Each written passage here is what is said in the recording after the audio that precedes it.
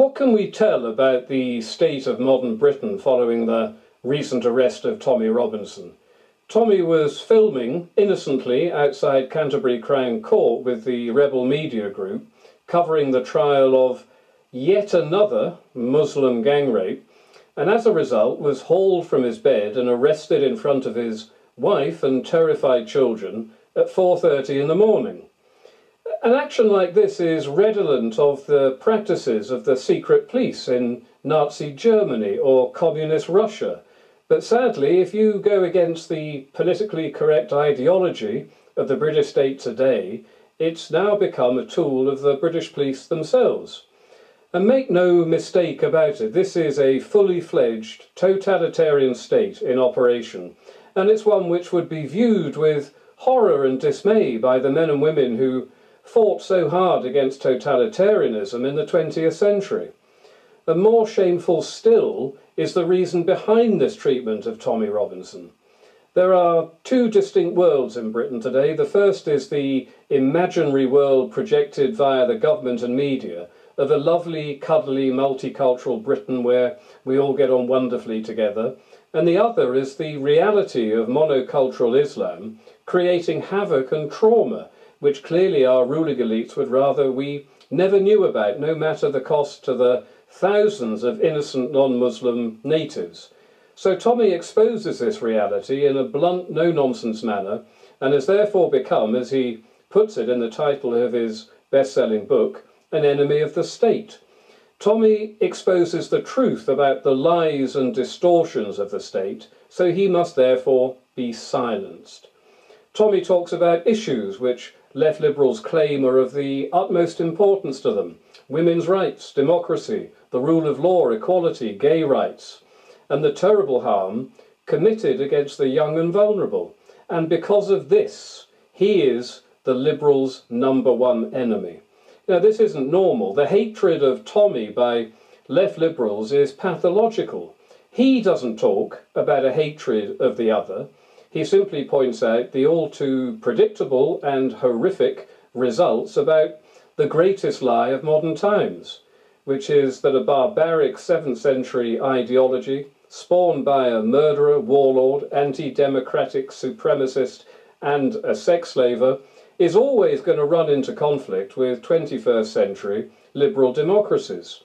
And the monstrous lies spewed out by the British establishment are made all the more hideous in hindsight because the government, police and social workers have known about Muslim gang rape for over 2 decades, but they brushed over the shattered lives of innocent little children in order to avoid any accusation of racism, which is now supposedly the greatest crime in the history of humankind.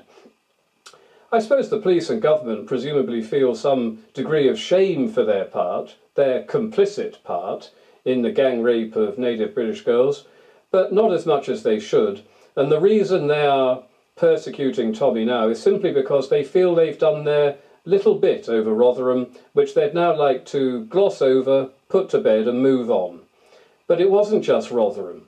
It was countless towns and cities across Britain, and it's still going on now, today. And for a full forensic analysis of how many towns have and still are suffering from this epidemic of Muslim gang rape, I recommend you read a book by Peter McLaughlin called Easy Meat, which presumably has made Peter an enemy of the state as well. The government and the police do not want us to know about this. They fear the truth. They fear they might be forced into confronting the horrific reality of Islam, and they're so fearful they persecute the truth-tellers instead. Tommy's bail condition is that he ceases exposing the truth, that he stops filming alleged gang rapists as they arrive at courts with monotonous regularity up and down this once civilised country. And will the police arrest BBC journalists filming the latest footballer accused of rape as he enters or leaves court? Well, of course they won't. There is no longer equality before the law in Britain, and look at the speed with which the totalitarian British police force move against Tommy in comparison to their 2-decade silence and inaction over the most wicked of sexual crimes. And ask yourself why every single journalist, despite having witnessed the totalitarian arrest of one of their own, are determinedly ignoring his plight. Ask yourself why they seek to delegitimise Tommy by referring to him as the ex-leader of the EDL, rather than as a best-selling author and journalist, which he is. They claim he isn't a journalist, but of course he is. He's employed by a news group called Rebel Media.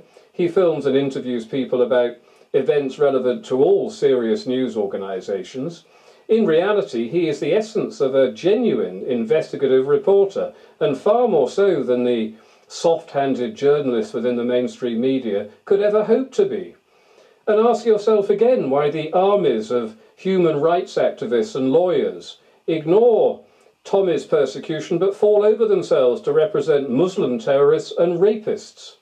Ask yourself why the fragrant Shami Chakrabarti has nothing to say about this most dreadful state of affairs. Ask yourself why feminists care more about hating Tommy than they do about the plight of raped little girls and their shattered lives.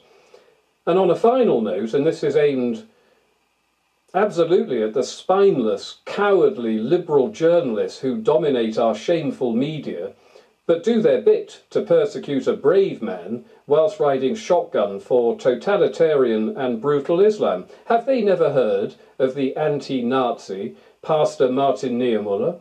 They probably haven't, being the adolescent and ignorant little useful idiots they so surely are. But this is what Pastor Niemöller had to say about the rise of the Nazis. First they came for the socialists, and I did not speak out because I was not a socialist. Then they came for the trade unionists, and I did not speak out because I was not a trade unionist. Then they came for the Jews, and I did not speak out because I was not a Jew. Then they came for me, and there was no one left to speak for me.